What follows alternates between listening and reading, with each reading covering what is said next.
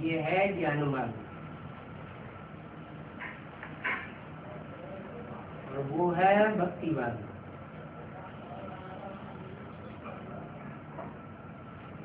ज्ञान मार्ग माना जानकारी का मार्ग,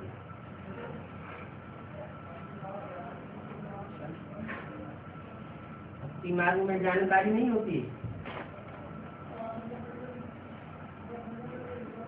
भक्ति मार्ग में कुछ जानते नहीं है क्या?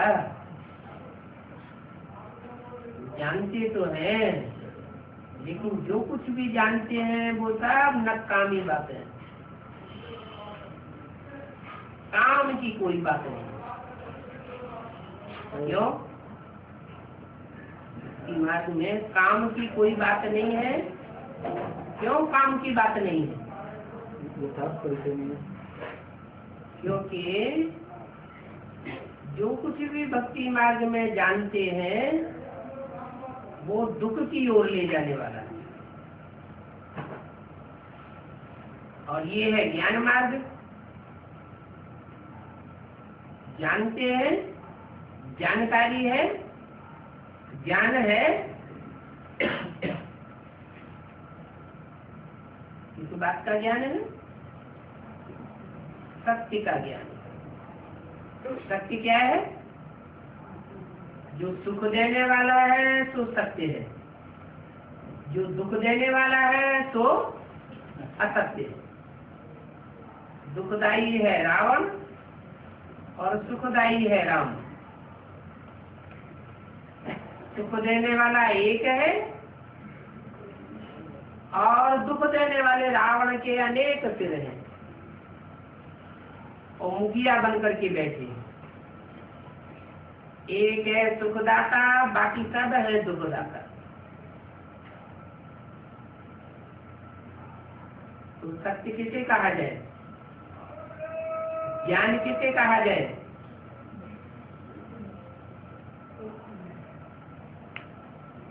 जो सच्चा है तो सुख देने वाला है, जो झूठा है वो दुख देने वाला है। दुनिया में है सब भक्ति मार्ग। सारी दुनिया में जो भी भक्ति मार्ग अज्ञान मार्ग है वो इसलिए अज्ञान मार्ग है कि दुख की ओर ले जाता है। दुनिया किस ओर जा रही है? 2500 वर्ष की हिस्ट्री मनुष्य के पास मौजूद है। दुनिया सुख की ओर जा रही है या दुख की ओर जा रही है? दुख बढ़ता जाता है और सुख घटता जाता है। तो दुख की ओर जाना माना अज्ञान मार्ग में है, और सुख की ओर जाना माना ज्ञान मार्ग में है। सुख स्वरूप और दुख स्वरूप। आत्मा सुख स्वरूप है, शांति स्वरूप है,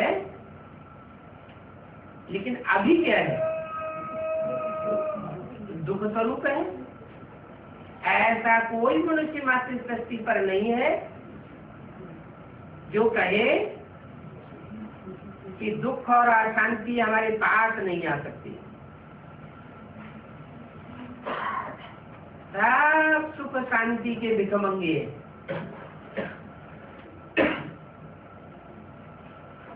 मनसा सत्य से दूर है और असत्य से चिपके हुए। सत्य एक बाप सत्य और अनेक है असत्य। ये है झूठ खंड। झूठ खंड में सब झूठे, झूठे लेना, झूठे देना, झूठे भोजन, झूठ चलेना। हर बात में झूठ ही झूठ। बाप आकर सत्य बताते हैं। बाप है ही सत्य चित्त आनंद, सच्चा है, चैतन्य है और आनंद स्वरूप है। आनंद स्वरूप माना सुख स्वरूप है। तो सत्य बाप आकर बताते हैं।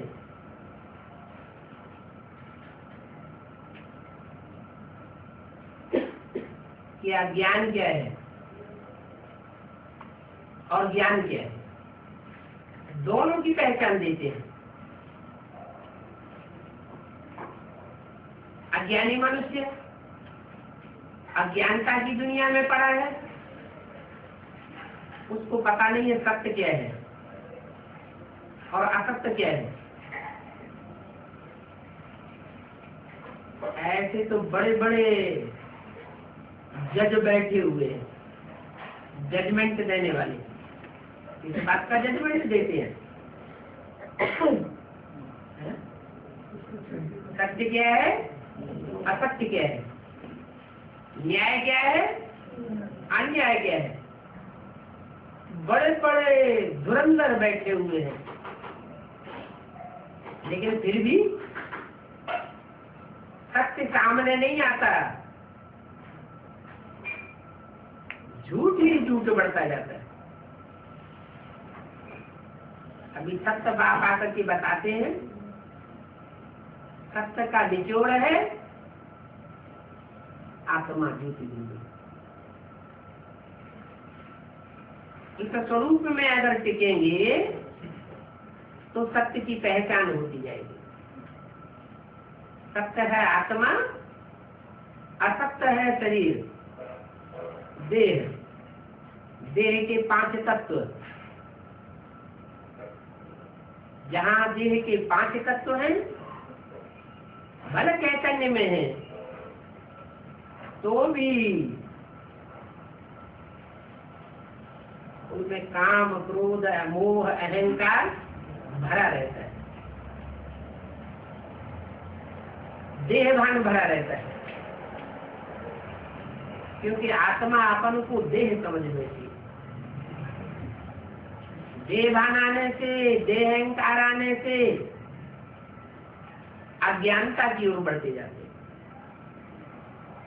आत्माभिमान आने से सत्य की ओर बढ़ते जाते। अभी बाप आया हुआ है सत्य, बताते हैं कि सत्ययुग आने वाला है और झूठखंड जाने वाला है। ज्ञान की दुनिया आने वाली है, सत्य की दुनिया, सत्ययुग आने वाला है, और अज्ञानता की दुनिया, झूठखंड खराब होने वाला है।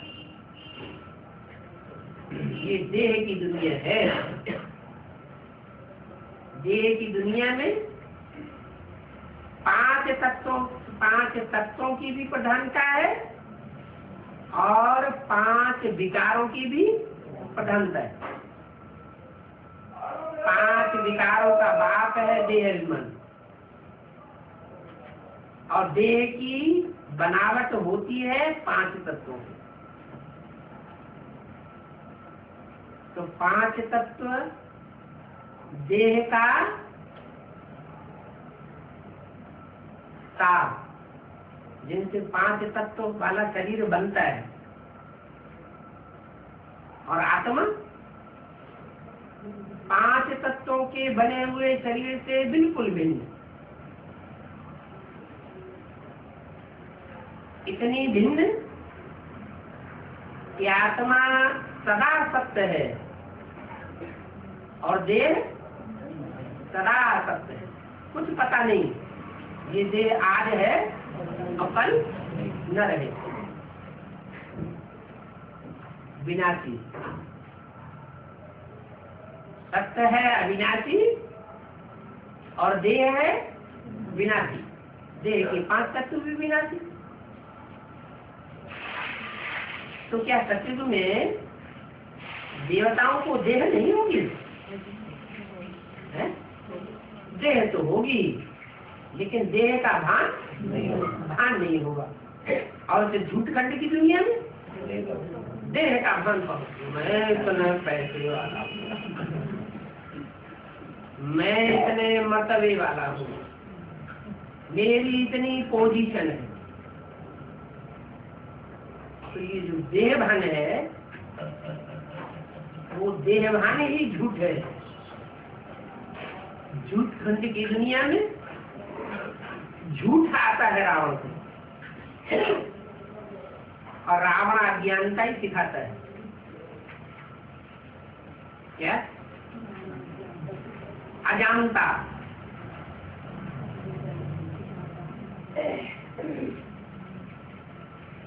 शास्त्र बाद में बने, क्या? शास्त्र तो बने बाद में, लेकिन अजंता अलोरा की गुफाएं पहले बनी। वहां से शुरुआत हुई मनुष्य की अज्ञानता की। उन गुफाओं में ज्ञान के नाम पर अज्ञानता के चित्र बना दिए गए। जो चित्र बने उनमें सत्य था या असत्य था, सच्चाई थी या झूठा बन जाता था? है?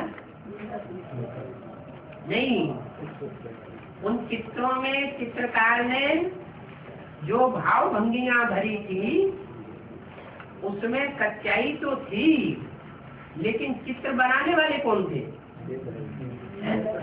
भगवान था या देहधारी मनुष्य थे? देहधारियों ने वो अजंता, एलोरा, एलिफेंटा के चित्र बनाए गुफाओं, और जिन मनुष्यों ने बनाए वो मनुष्य स्वयं स्थिति में स्थित होने वाले देवता थे या परचिंतन करने वाले थे? मनुष्य थे। मन जिनको होता है उनको कहते हैं मनुष्य। मन क्या करता है? चंचलता करता है। तो चंचलता से जिनका जन्म हुआ वो है असत, और बाप आकर के राजयोग सिखाते हैं। मन को क्या बनाते हैं? अमन बनाते हैं। मन स्थिर हो जाता है, जैसे कि मन है ही नहीं, एकाग्र हो जाता है। मन जब एकाग्र हो जाता है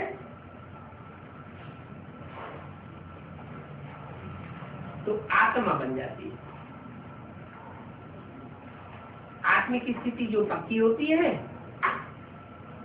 वो नंबरवार होती है। सत्युग में जो भी देवताएं होंगे वो सब एक जैसी आत्मिक स्थिति वाले होंगे या नंबरवार होंगे?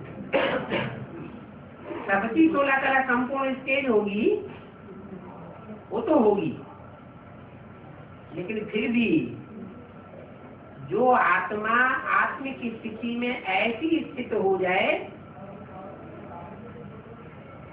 कि सारी मनुष्य शक्ति का ज्ञान उसमें समझ आए, पूरा ड्यूरेशन 5000 वर्ष तक उस बुद्धि में आत्मा में समाया हुआ हो तो कहेंगे संपन्न आत्मा, संपूर्ण आत्मा। अगर कोई आत्मा दो जन्म या 2 दिन भी कम जन्म लेती है 5000 वर्ष के ड्यूरेशन, तो उसको संपूर्ण नहीं आत्मा। 16 कला संपूर्ण तो होगी, लेकिन कुछ न कुछ परसेंटेज में आत्मिक स्थिति में अंतर पड़ जाएगा। तो 100% सत्य सिर्फ एक बचता है और बाकी सब परसेंटेज में आ जाते हैं। जो 100% सत्य बचता है इस सृष्टि पर, जिसके लिए बोला है इस सृष्टि पर सदा कायम एक शिव बाबा है। अगर वो शिव बाबा इस सृष्टि पर सदा कायम न रहे तो ये सृष्टि भी ठहर नहीं सकती। सत्य के बगैर सृष्टि ठहर नहीं सकती। भले आज की दुनिया झूठखंड है, लेकिन झूठखंड भी ठहरा हुआ है ना, खराब तो नहीं हो गया, अभी ठहरा हुआ है। इसका मतलब जरूर इसमें कहीं न कहीं सत्य है। और अभी तो जो संपूर्ण सत्य है और सदैव सत्य है, जिस सत्य के लिए गायन है पूर्णमिदम्, वह सदा पूर्ण है, पूर्णमद है। उस पूर्ण में से पूरा निकाल लो। पूर्णात् पूजम उदिच्यते, पूर्णस्य पूर्णमादाय पूर्णमेवावशिष्यते। वो ऐसा सत्य है कि उस सत्य में से पूरा ही सत्य निकाल लिया जाए तो भी वो सत्य ही बचता है। वो कौन है? उसको कहते हैं सदाशिव। सदाशिव एक होता है संगम युग में सदाशिव साकार रूप में, जो मुकर्रर रूप से पाठ बजाने वाला है, और एक होता है सदाशिव सिर्फ संगम युग में ही नहीं, चाहे संगम हो, चाहे शूटिंग पीरियड हो, और चाहे 5-4 वर्ष का ब्रॉड ड्रामा हो, तो भी वो सत्य है जरूर। उस सत्य की सत्ता जरूर रहती है, भले सच्ची में नहीं रहता है। कौन? सदाशिव। तो भी उसकी सत्ता काम करती है। वो सिर्फ परम धामवासी बन जाता है संगम युग के बाद। वो परम धामवासी शिव जब परम धामवासी बन जाता है तो इस शक्ति का शरण शुरू हो जाता है।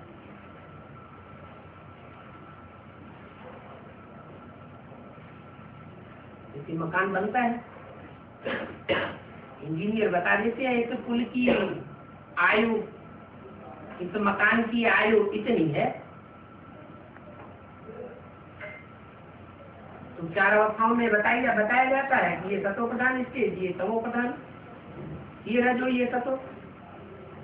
तो ऐसे ही आत्मा भी इस शक्ति पर जब संपन्न बनती है, संपूर्ण सत्य नंबरवार आत्माएं धारण करती हैं, सात्विक स्टेज को धारण करने के बाद एक लंबे अरसे तक वो अपने सत्व को टिका पाती है। लेकिन सदा से भी शक्ति पर न होने के कारण आखिरी रिजल्ट क्या होता है? जैसे जैसे असत आत्माएं, जो अपूर्ण आत्माएं हैं, वो शक्ति पर उतरती रहती हैं, ऊपर से बाद में उतरती हैं, वो अपूर्ण आत्माएं उतरती हैं या संपन्न आत्माएं उतरती हैं? अपूर्ण आत्मा माने पूरी आत्मा नहीं बनती, पूरे 84 का चक्र लेने वाली आत्माएं नहीं है। वो उतरती है तो उनके संग के रंग में आने से जो संपूर्ण सत्य आत्मा है, बाप समान बनने वाली आत्मा, सुप्रीम सोल के सबसे नजदीक रहने वाली आत्मा, वो भी नीचे 16 कला संपूर्ण से क्या बनती है? कलाहीनता की स्टेज की हो जाती है। और ये क्रम सत्य की आज से ही चलता है। जो चलता है जैसे सोना होता है, सोना में चांदी की खाद डाली जाती है तो सोने का ग्रेड नीचे उतरता है। लेकिन चांदी की खाद पड़ी है, चांदी तो बहुत ड्यूरेबल होती है। क्या चांदी में घिसाव नहीं आता, फिर भी सोने का जो मूल्य है वो कम होता जाता है।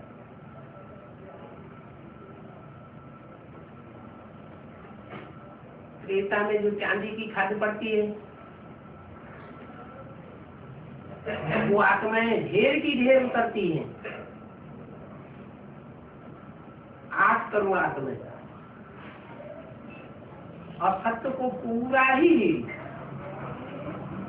नीची स्टेज में ला देती है। जो सच्चा है, सच्चाई है, जो ज्ञान है, वो पूरा ही डिग्रेड हो जाता है। कौन सी स्टेज तक पहुंचता है? 8 कला तक पहुंच जाता है। आत्मा 8 कला बन जाती है और 8 कला से भी जब नीचे की स्टेज में आती है तो उसे कहते हैं झूठा। सच्चाई कब तक रही? 8 कला से ऊंची स्टेज तक रही, तब तक सत्य। आत्माएं आत्मिक स्टेज में टिकी हुई थी, और 8 कला से नीचे आई, झूठी होने लगी। कहते ना, ये गिलास पानी रखा हुआ है,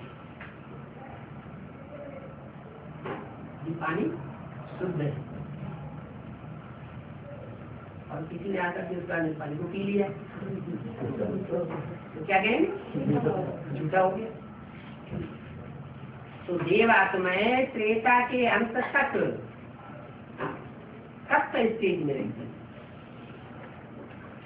8 कला की स्टेज में है, सत्य स्टेज में है, आत्मिक स्थिति में है, आत्मा को भूली हुई नहीं है। और जैसे ही 8 कला से नीचे स्टेज आती है तो कोई न कोई निमित्त आत्माएं ऊपर से ऐसी उतरती है जो देव आत्माओं को क्या बना देती है? झूठा बना देती। झूठा बना देती माना, जो सतयुग त्रेता में वृत्ति चलती थी सत्य की, आत्मा की, ऐसी वृत्ति थी कि राधा की दृष्टि कृष्ण में और कृष्ण की दृष्टि राधा में ही डूबती थी। और द्वापर युग के शुरू होते ही कोई ऐसी आत्माएं उतरना शुरू हो गई जिनके आने मात्र से ही वो आत्माएं झूठी होने लगी, विचारी बन गई। जो विरुद्ध था मर्यादा पुरुषोत्तम पने का दृष्टि जो है वो शरीर का ही तो अंग है। त्रेता में बाहुपाश में बंधते हैं, वो भी शेष इंद्रिय है। तो जो शेष इंद्रियों का सुख है वो भी गया, और भ्रष्ट इंद्रियों का सुख शुरू हुआ, और विविचारी बनना भी शुरू हुआ। दृष्टि का विविचार, वृत्ति का विविचार, ज्ञानेन्द्रियों का विविचार, और कर्मेंद्रियों का भी विविचार। तो झूठ की शुरुआत हो गई। द्वापर के आदि में कोई भी मनुष्य आत्मा ऐसी नहीं बचती जो ढेर के ढेर ऊपर से उतरने वाली आत्माओं के संसर्ग संपर्क में नहीं आती है। लेकिन उनमें से कुछ आत्मा ऐसी है जिनमें आत्मिक स्टेज बहुत ज्यादा परसेंटेज में भरी रहती है। वो परसेंटेज कहाँ भरा जाता है? संगम। जो आत्माएं अभी सोते, जागते, उठते, बैठते, चलते, खाना खाते, जितनी आत्मिक स्टेज की प्रैक्टिस करती है और जितना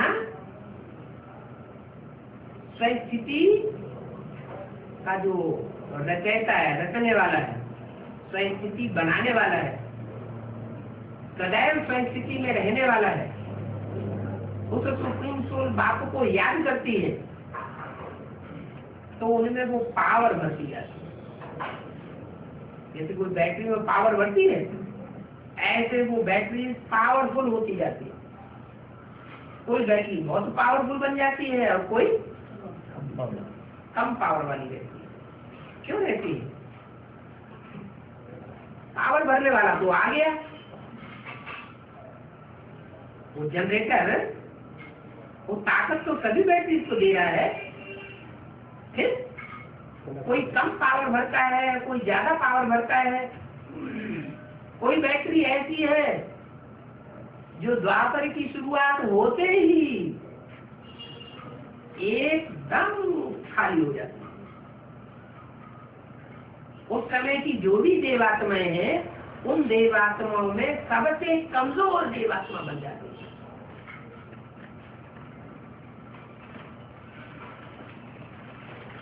और उस कमजोर देवात्मा में पतित देवात्मा में ऊपर से आने वाली पावरफुल आत्मा प्रवेश कर जाती है। जो ऊपर से प्रवेश करती है वो अपनी कोटि की पावन आत्मा है, लेकिन इतना ज्ञान उसमें नहीं है कि विविचार क्या होता है और अव्यभिचार क्या होता है। झूठा किसे कहा जाता है और 100% सच्चा किसे कहा जाता है। ऐसी आत्मा जब उस कमजोर आत्मा में प्रवेश करती है तो सत्य का ज्ञान न होने के कारण वो भी तेजी से उस झूठ के संग के रंग में आती है, पतित आत्मा के संग के रंग में आती है और तेजी से नीचे गिरना शुरू होता है। क्यों? क्योंकि उस आत्मा की बुद्धि में विविचार का ज्ञान नहीं है, खूब विविचार फैलाती है, दृष्टि वृत्ति का करेक्शन फैलाती है। उस फैलाने के टाइम पर कुछ आत्माएं उस करप्शन से बच करके रहती है और कुछ आत्माएं पूरी कन्वर्ट हो जाती है। इसका कारण क्या हुआ?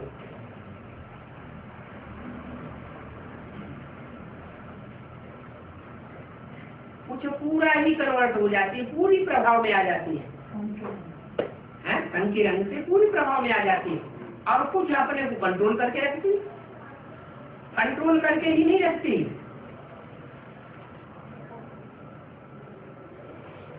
उन कन्वर्टेड आत्माओं को जो दृष्टि वृत्ति का करेक्शन में पूरी फंस जाती है उनको खदेड़ के हिंदुस्तान से बाहर कर देती है।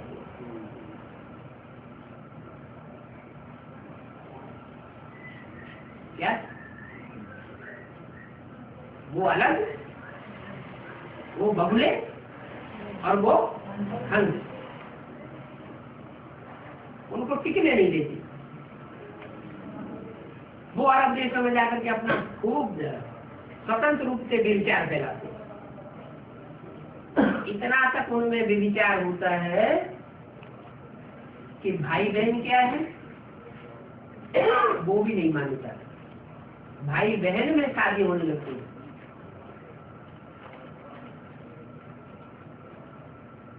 वो तो स्वतंत्र हो गई विचार के लिए, विचारी दुनिया बनाने के लिए। और भारत में फिर भी ऐसी आत्माएं रहती है जो विचार का मुकाबला करती है। झूठ माना विचार का मुकाबला करती है। मुकाबला करने से संघर्ष होता है ना, संघर्ष करने से शक्ति क्षीण होगी या पावरफुल बनेगा?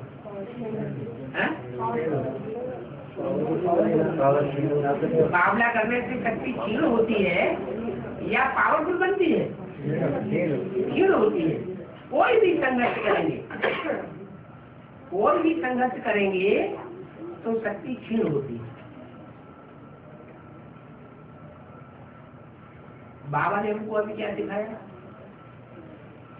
विकारों से युद्ध तो करना है, लेकिन जो बाबा ने विकारों से युद्ध करना सिखाया है उसमें हमारी शक्ति क्षीण हो रही है या हम पावरफुल बन रहे हैं? सब पावरफुल बन रहे हैं। क्यों? पढ़ाई तो सबको एक जैसी पढ़ाई जा रही है। लड़कों की क्या संस्कार?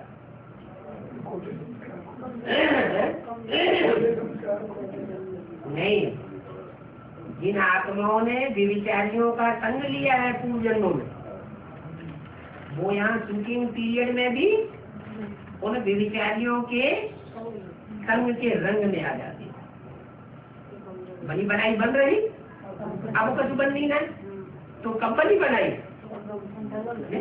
तो एक जन्मों में जो बनी बनाई है वो यहाँ शूटिंग पीरियड में रिहर्सल होती है, शूटिंग पीरियड में रील घूमती है।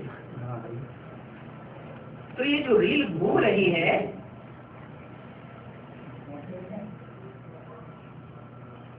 ये रील शिव बाबा घुमा रहा है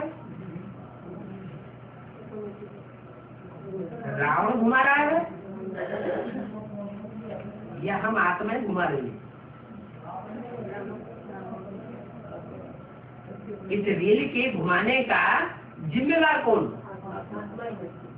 हर आत्मा अपने लिए खुद जिम्मेदार है।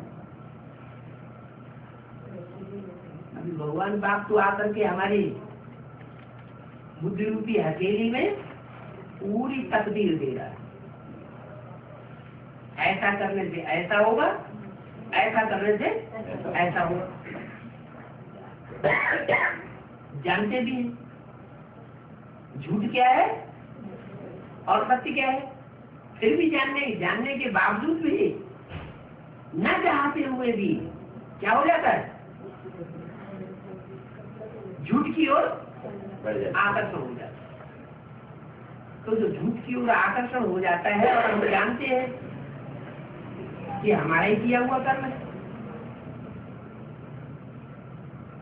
कोई दूसरे का किया हुआ कर्म नहीं है। अगर कोई आत्मा माया बनकर के आती है, रावण बनकर के आती है, माया बन के आती है स्त्री रूप में और रावण बन के आती है पुरुष रूप में, ये दो रूप में माया आती है ना। तो जो भी माया आती है उस माया के प्रभाव में हम झूठ और सत्य को नहीं पहचान पाते और द्वापर युग में हम कमजोर पड़ जाते हैं। कोई द्वापर में आज नहीं कमजोर पड़ते हैं, कोई द्वापर के मध्य में कमजोर पड़ जाते हैं, दूसरे धर्म पिताओं के आने के बाद, कोई द्वापर के अंत में, कोई कलयुग के अंत में, कोई कलयुग के मध्य में, और कोई आत्मा ऐसी है जो कलयुग के अंत तक, अंतिम जन्म तक झूठ से लड़ाई लड़ती रहती है।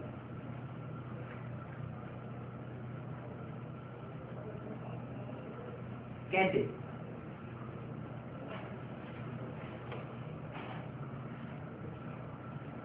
अंतिम जन्म तक लड़ाई लड़ेंगी तो संघर्ष करते करते उन आत्माओं का हाल क्या होगा? बेहाल हो जाना चाहिए है? बेहाल नहीं होना चाहिए? नहीं। जैसे यहाँ इस समय संगम युग में जो आत्माएं विकारों से युद्ध कर रही हैं और हिम्मत नहीं आती, क्या? एक तो होता है विकारी ऐसा जो अपने घर में ही विकारी है, और एक विकारी ऐसा होता है जो अनेकों के साथ भी विचार में आसक्त हो जाता है। एक है सन्यासी जो अपने घर को सन्यास करता है, और हम बच्चों को कैसा सन्यास बताया है? बेहद का सन्यासी बनना। बेहद का सन्यासी का मतलब क्या है? कि हमारी कोई हद की गृहस्थी नहीं है। क्या? हमारी कोई छोटी मोटी गृहस्थी नहीं है। वसुधैव कुटुम्बकम, सारी वसुधा ही हमारा परिवार है। तो जब सारा ही परिवार हमारा परिवार है, तो मतलब सारी दुनिया की सारी मनुष्य आत्माएं हमारा परिवार है, तो उनसे हमारा अलगाव रखना चाहिए, दूरवाद खुशवाद होना चाहिए या मिलजुल कर रहना चाहिए।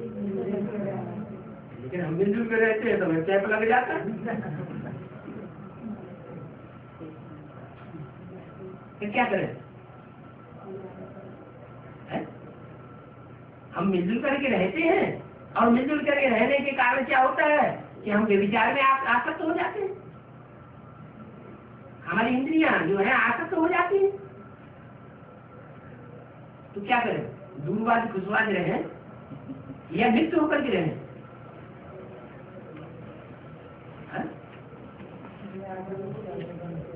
यारी और प्यारी बन के रहे। कोई मिसाल?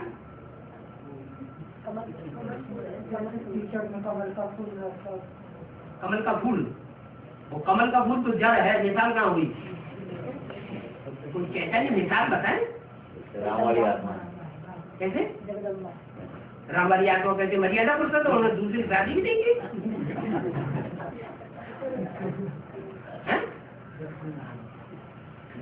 अभी है ना सिंगर जब लक्ष्मी नारायण होंगे तब होंगे, अभी कहाँ है?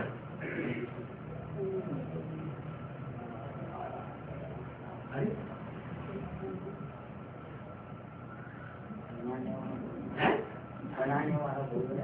बनाने वाला बोल रहा है किसको क्या बनाने वाला बोल रहा है? ये बोल तो रहा है, वो तो ठीक है कि बनाने वाला बनाता है। क्या बनाता है? दूरबाज धन्यवाद बनाता है। अभी बात क्या हो रही है? बात हो रही है दूरबाज खुशवाज अच्छी बात है या मिक्स होकर के रहना अच्छी बात है? मिक्स रहना है, मिक्स रहना है, लेकिन करना क्या है? रहना है, भले परिवार के साथ जैसे रहते हैं परिवार के बाकी ऐसे मिक्स होकर के रहना है, लेकिन बुद्धि विशेष रखनी है। बुद्धि कहाँ है? जो बाबा ने बताया सत्य। क्या है सत्य? आत्म की स्थिति में रहना, बिंदु रूपी स्टेज में रहना। मैं आत्मा देह नहीं हूँ, 5 तत्वों का पुतला नहीं हूँ, और 5 तत्वों के पुतले में प्रभावित होने वाली आत्मा, जो प्रभावित होने वाली आत्मा है 5 तत्वों के पुतले से, वो रुलाने वाली आत्मा नहीं। जो देह से, देह के संबंधियों से, देह के पदार्थों से अटैच हो जाते हैं बुद्धि से, बुद्धि को ही आत्मा कहा जाता है। मन बुद्धि से जो अटैच हो जाते हैं देह, देह के संबंधियों, देह के पदार्थों से छोड़ नहीं सकते, तो अटैच होने वाली बुद्धि वो फिर डिटेक्ट कैसे होगी? प्रैक्टिस तो करनी पड़ेगी। क्या प्रैक्टिस? आत्मा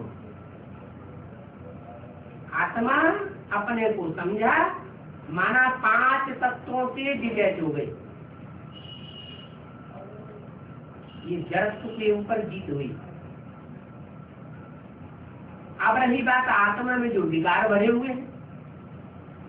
आत्मा है तो चैतन्य, देह को नहीं सोचा, देह को नहीं याद किया, ज्योति बिंदु समझा, लेकिन ज्योति बिंदु आत्मा में विकार तो भरे हुए हैं 63 जन्मों के। तो 63 जन्मों के जो विकार भरे हुए हैं, विकृति भरी हुई है, वो विकृति को खलास करने के लिए क्या करें? परमात्मा पाप को याद करें। ऐसी आत्मा को याद करें जो कभी विकृति में नहीं आती। देह में तो आती है, लेकिन देह में आने के बावजूद भी निवृत्त रहती है, और जिसमें प्रवेश करती है उसको भी निवृत्त बनना सिखाती है। यहाँ तक निवृत्त बनना सिखाती है कि यादगार दिखाई है कि सांप लिपटे हुए हैं। क्या? काम विकार की यादगार सांप लिपटा हुआ है कमर में। कोई एक सांप लिपटा हुआ होने की बात होगी क्या? एक ही सांप लिपटा भैया? अरे सारा परिवार, जब सारी दुनिया कुटुंब है तो कितने भी सांप हो, उन सांपों से प्रभावित होने वाली आत्मा नहीं होनी चाहिए। वो यादगार बनी हुई है, वो सैंपल बताया गया है। ऐसे ही क्रोध विकार, क्रोध के लिए कौन सी भुजा ज्यादा काम करती है क्रोध में?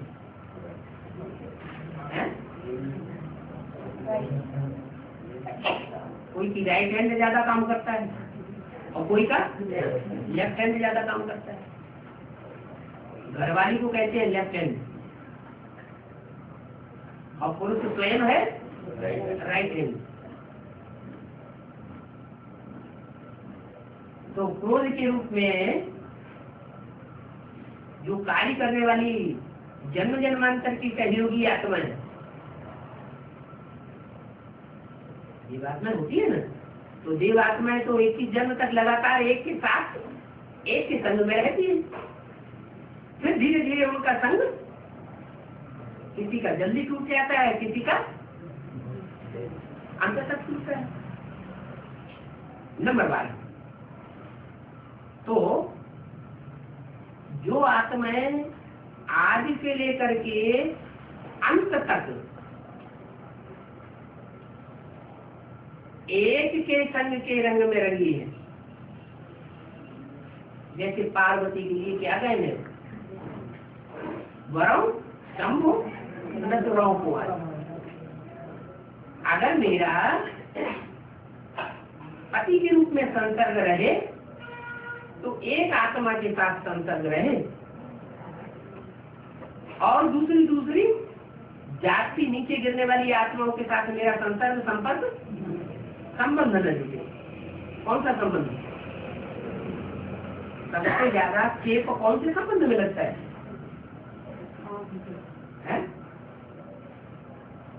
सबसे ज्यादा जो चेप लगता है, आसक्ति आती है, वो कौन से संबंध में आती है?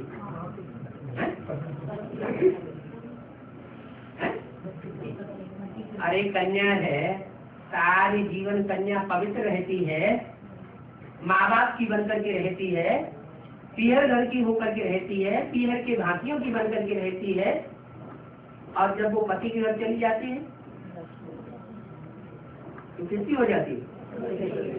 पति के घर। ऐसे कहीं क्या बात हो गई जो इतना परिवर्तन हो गया? देह का चैप वो लगा जो उसी संबंध में होता है और किसी संबंध में नहीं होता। क्लोज कनेक्शन, इंद्रियों का, सारी इंद्रियों का क्लोज कांटेक्ट जिस संबंध में होता है वो संबंध सबसे नीचे गिराने वाला है। अगर ईश्वरीय स्थिति में रहे, आत्मिक स्थिति में रहे, क्या आत्मा की पक्की स्थिति में रहे तो चेप लगेगा फिर? नहीं लगेगा तो फिर तो करके देखना चाहिए।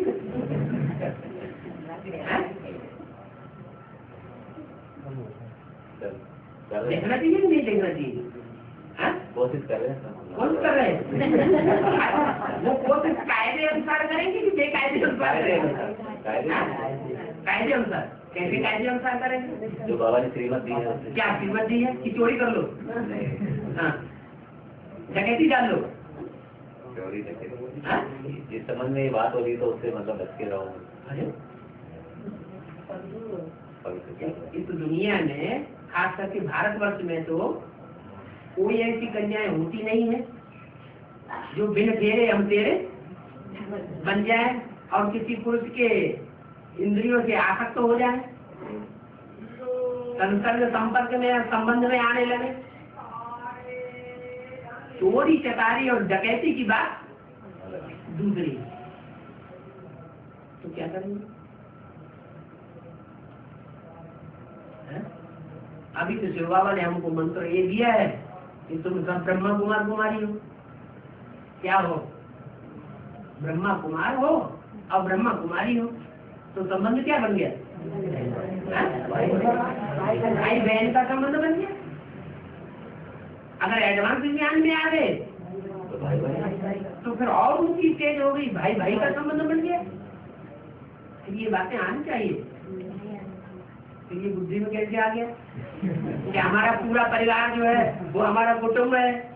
जब पूरा परिवार कुटुंब है, सारी दुनिया हमारा कुटुंब, हमारा परिवार है, तो परिवार जो है वो हमारी बुद्धि में कौन सा परिवार है? बाहर की दुनिया का परिवार है या जो बाप ने आकर के परिवार बनाया वो परिवार बुद्धि में? बाप ने जो परिवार बनाया वो परिवार हमारी बुद्धि में।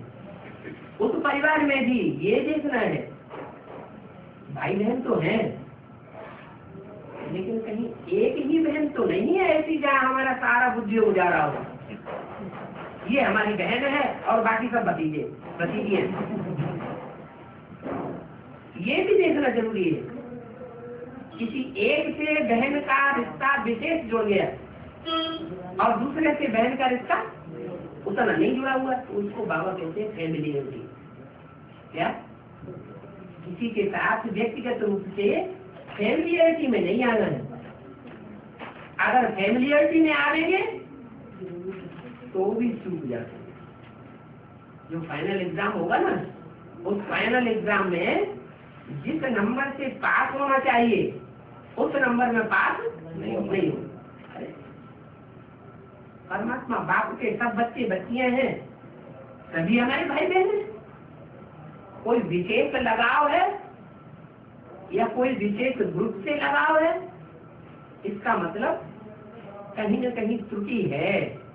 हम कोई न कोई देहधारी के प्रभाव में आ गए, तो वो देहधारी का प्रभाव हमको फिर नीचे गिराता है। इसलिए सारी दुनिया कुटुंब तो बने, लेकिन कुटुंब बनने के साथ साथ हमारी कायदे की स्टेज बनी रहे, बेकायदे की स्टेज न रहे। अभी तो ब्राह्मण परिवार में ऐसे बेकायदे पे चलने वाले बहुत हैं। क्या ईश्वरीय कायदे के अनुसार जो बाप ने कायदा बताया हुआ है क्लियर कर दिया। क्या कर दिया क्लियर? हम सबके बाप हैं, ये बुद्धि में रहना चाहिए, या हम परम पिता परमात्मा शिव के बच्चे हैं, ब्रह्मा के साकार रूप में भाई बहन हैं। क्या बुद्धि में रहना चाहिए? साकार रूप में है तो हम भाई बहन हैं। संपर्क संबंध संसर्ग में आना पड़ता है, साथ साथ रहना पड़ता है, देह के साथ साकार रूप में कार्यरत है, तो हम भाई बहन हैं। और जब हम अपनी स्टेज में टिके हुए हैं, हम आत्मा हैं, तो हम भाई भाई। पहुंचना तो है भाई भाई की स्टेज तक, लेकिन भाई भाई की स्टेज तक न भी पहुंचे तो कम से कम भाई बहन की स्टेज पर तो हो। लेकिन भाई बहन की स्टेज में भी बाप कहते हैं माया आ जाती। क्यों माया आ जाती? हम तो ब्राह्मण परिवार के बन चुके, माया नहीं आनी चाहिए। ब्राह्मण परिवार के तो बन चुके, लेकिन इस ब्राह्मण परिवार में भी ऐसी ढेर सारी आत्माएं घुसी हुई हैं जो इस्लाम धर्म में कन्वर्ट हो चुकी थी। चाहे एडवांस पार्टी हो और चाहे वो बेसिक पार्टी हो। बेसिक पार्टी में जड़ें हैं इस्लाम धर्म की, और एडवांस पार्टी में बीज है इस्लाम धर्म के विचार फैलाने वाले। तो ये ध्यान रखना है कि यहाँ सब एक जैसे नहीं है, किसी के मस्तक में कुछ भी लिखा हुआ नहीं है। इसलिए अपनी सुरक्षा अपने हाथ में है। अगर हमने अपनी सुरक्षा को अपनी बुद्धिरूपी हाथ से परखा नहीं, तो अभी लास्ट टाइम में जबकि फाइनल परीक्षा हो रही है, फाइनल परीक्षा के नंबर भी आउट होना शुरू हो गए हैं, तो हम कहीं भोजन खा जाए।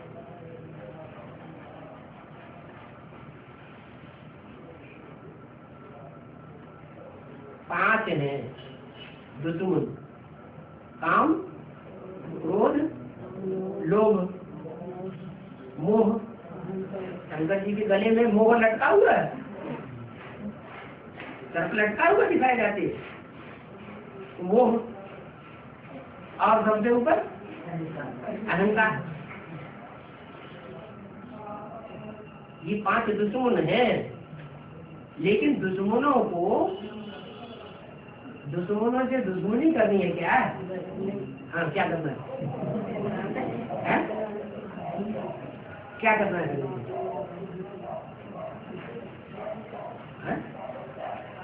प्यार करना शुरू करते हैं, जैसे हम सेवा से प्यार करते हैं। हाँ, भले सर्प है, लेकिन सर्प होते हुए भी इतने जो नजदीक हैं, इससे ये साबित होता है कि वो सुप्रीम सोल को तो प्यार नहीं करते। क्या?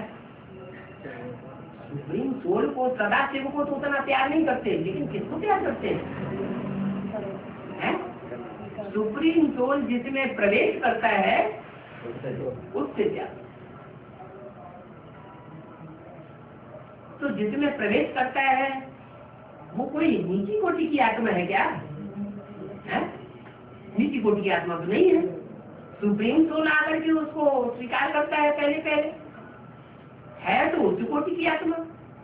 लेकिन उस देहधारी को याद करें, उससे चिपके रहे और सुप्रीम सोल को भूल जाए, तो सबको याद किया या शिव को याद किया? तो कहेंगे सबको याद किया। तो जैसे मुर्दे से कोई प्रीति करे, ऐसी ऐसी भी कहानियां आई है कि पत्नी से बहुत प्यार करता है कोई, पत्नी जब मर जाती है, कब्र दाखिल हो गई, तो कब्र में से निकाल करके उसके साथ प्यार कर लिया, कर्मेंद्रियों का भोग कर लिया। तो जीवित अवस्था में जो भोग किया, संग किया, और मृत अवस्था में मुर्दे के साथ जो संग किया, उसका फर्क क्या पड़ेगा? कौन सा ज्यादा तुच्छ हो गया? जो मुर्दे के साथ प्यार किया, ऐसे मुर्दे के साथ प्यार करने वाले ब्राह्मणों की दुनिया में बहुत हो गए। ब्राह्मणों की दुनिया में भी बहुत है, और फिर बाहर की दुनिया में तो है ही है। क्यों? ये बेहद की बात। उनकी पत्नी ज्ञान में आ गई, ज्ञान में आ गई, उसकी बुद्धि डाइवर्ट हो गई। पति में बुद्धि है नहीं, बुद्धि कहाँ चली गई? एक के हुआ दूसरा में कोई, और उसका पति उसके साथ जबरदस्ती करता है। वो बाप की याद में ऊपर उड़ जाती है, अपने तन को मुर्दा बना दिया। अब वो ज्ञान में चलने वाला पति है या ज्ञानी पुरुष है, उसने जो प्रीति की वो किसके साथ प्रीति की? मुर्दे के साथ प्रीति की। तो मुर्दे के साथ प्रीति करने के कारण उसका हाल क्या होगा? बेहाल हो जाता है। चाहे वो ज्ञानी हो, चाहे वो अज्ञानी। ज्ञानी है तो 100 गुना बोझ करता है, अज्ञानी है तो 1 गुना बोझ करता है। यहाँ ब्राह्मणों की दुनिया में सारा प्रकार के बोझ हैं। अच्छे से अच्छे पाठधारी भी है और बुरे से बुरे पाठधारी भी है। जो अच्छे से अच्छे पाठधारी है वो सदैव अपनी बुद्धि के सामने बाबा की श्रीमत को रखेंगे। ऐसी हालत में बाबा का क्या कहना है? सब सर्पण की दुनिया है, संग के रंग में आते हैं, वो हमारा परिवार है, सारी दुनिया को परिवार का, कुटुंब का भांति बनाना है, बन रहे हैं। तो दूरवाद खुशवाद होने की बात तो नहीं है। जैसे शादी में बुलाते हैं, हम मना कर देते हैं, हम नहीं आएंगे, उसको क्या कहेंगे? इसको कहेंगे दूरवाद खुशवाद। अरे 63 जन से हिसाब किताब बांधे हैं, बाबा ने तो मुरली में बोला नहीं है क्या तोड़ दो कि तोड़ ना निभाओ। कोई बुला रहा है और प्यार से बुला रहा है, कोई हमको जान से मार देने के लिए तो नहीं बुला रहा है, घात करने के लिए बुला रहा है क्या? नहीं। तो अगर प्यार से बुला रहा है तो उसके पास जाना चाहिए ना, जाना चाहिए। लेकिन क्या पक्का करके जाना चाहिए? सेवा कि हम उसकी सेवा करके आएंगे, उसके प्रभाव में हम नहीं आएंगे। कुछ भी हो जाए हम उसके प्रभाव में नहीं आएंगे, अपना प्रभाव, बाबा का प्रभाव उसके ऊपर छोड़ के आएंगे। तो ऐसे ही ये तो वही गृहस्थियों की बात। लेकिन जो गृहस्थी नहीं है, अपने को ईश्वरीय सेवा में अर्पण कर दिया है, उनके लिए भी यही बात लागू होती है। क्या कोई अगर प्यार से बुलाता है कि आकर के हमको समझाओ, और वो जानता है कि ये तो नीति नियमों पर चलने वाले नहीं है, ये तो नियमों का उल्लंघन करने वाले हैं, और उनके निमंत्रण को ठुकराए दे।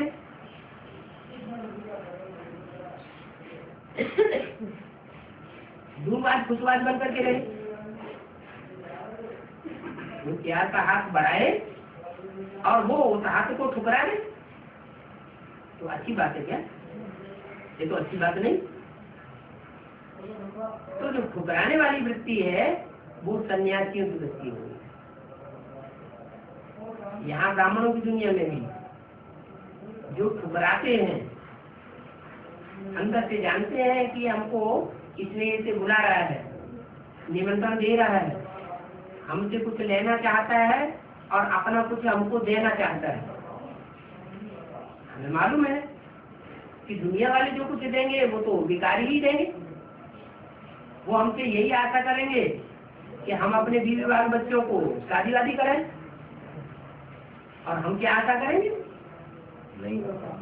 हम उनकी जो संबंध है वो एक के साथ जुटाएंगे, एक के साथ जुटाएंगे तो वो भी अभिविचारी बनेंगे, दुनिया भी अभिविचारी बनेगी। सारी दुनिया को हमें लक्ष्य है, हमारा लक्ष्य है सारी दुनिया को शिवालय बनाना। आलय माने घर, किसका घर बनाना? शिव का घर बनाना। शिव के घर में सब भाई बहन है हमारे, और शिव हमारा बाप है। तो मेरी माता क्या पिता तुम्हें, वो हमारी माता भी है, वो हमारा पिता भी। क्योंकि शिव का जो साकार स्वरूप दिखाते हैं उसमें चंद्रमा के रूप में ब्रह्मा की सोल बैठी हुई है, प्यार का स्वरूप भी उसमें बैठा हुआ है, और तीसरे नेत्र के रूप में जो जजमेंट देने वाला है, बुद्धि का नेत्र, वो भी बैठा हुआ है। वो हमारा बाप है, वो हमारी माँ है, दोनों बैठे हुए हैं, दोनों के साथ हमारा संबंध जुड़ा हुआ है। और वो संबंध अस्थायी नहीं है, स्थायी संबंध। क्या? समय के अनुसार भले उसका रूप परिवर्तन होता है, लेकिन रूप परिवर्तन होते हुए भी आत्मा वही कार्य करती है।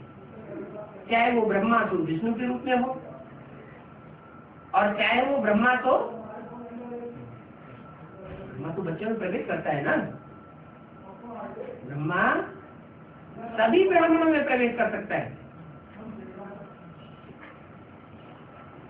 ब्रह्मा सरस्वती वाली आत्मा है, इस समय सभी ब्राह्मणों में प्रवेश कर सकती है, लेकिन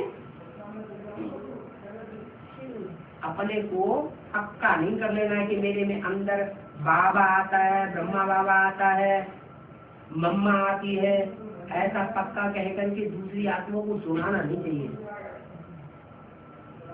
अगर कोई सुनाते हैं तो इससे ये साबित होता है कि अपने प्रभाव को दूसरों के सामने बढ़ाना चाहते हैं। हमारी बात माने दूसरे में, ऐसी बात अगर करेंगे तो प्रभाव बढ़ेगा। प्रभाव बढ़ेगा तो जो अज्ञानी आत्माएं हैं वो तो प्रभाव में आएंगी। जो ज्ञानी आत्माएं हैं जिनकी बुद्धि में एक शिव बाबा, दूसरा जो कोई बसा हुआ है, वो आत्मा प्रभाव में आने वाली नहीं। तो कल्याण और कल्याण अपने हाथ में है। संसार की जो भी मनुष्य आत्माएं हैं, हमारी बुद्धि में तो बैठ गया है कि श्रेष्ठ आत्माएं कौन सी हैं, जो पूरे 84 जन्म लेने वाली है, पूरे पक्के 84 जन्म लेने वाले आत्मिक स्थिति में स्थित होने वाले हैं, वो हमारा परिवार है, वो हमारी डायनेस्टी का परिवार है। और जो पूरे 84 जन्म लेने वाले नहीं है, वो हमारा परिवार नहीं। फिर भी परिवार न होते हुए भी शिव जो इस धरती पर आया हुआ है, वो सारी दुनिया का कल्याण करने के लिए आया है, या सिर्फ 9 लाख आत्माओं का कल्याण करने के लिए आया है? सिर्फ 9 लाख सितारों का ही कल्याण करने के लिए नहीं आया है, सारी सृष्टि की हर मनुष्य आत्मा का कल्याण करने के लिए आया है। तो हमारी भी ये दृष्टि वृत्ति रहे कि कोई भी आत्मा हमारे संसर्ग संपर्क में आती है, हम उसको ठुकराए नहीं। क्या कुछ न कुछ कणा दाना उसको देने का लक्ष्य रखें।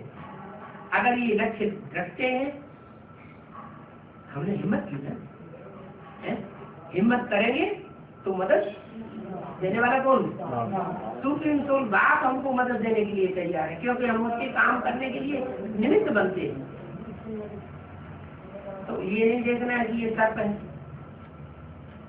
ये काम विकार का सर्प है, ये क्रोध विकार का सर्प है, ये अहंकार का सर्प है, ये लोभी है, ये हमारा सब कुछ हरण कर लेगा। ये भाव नहीं रखना, लेकिन अंदर से अलर्ट रहना। क्या क्या अलर्ट रहता है? सांप ये नहीं, सांप के रूप में नहीं देखना। क्या देखना? हमको रंग का रंग से प्रभावित न हो जाएंगे। आत्म की स्थिति में रहे, कोई भी हो, हम आत्म की स्थिति में जरूर रहे। हमारी आत्मा का प्रभाव, हमारी आत्मा की तीक्ष्णता उसके ऊपर असर करे, उसकी आत्मा की तीक्ष्णता विकारी भाव हमारे ऊपर असर न करे, तो बाबा से पूरा सहयोग मिलेगा। ये तो सर्विस है।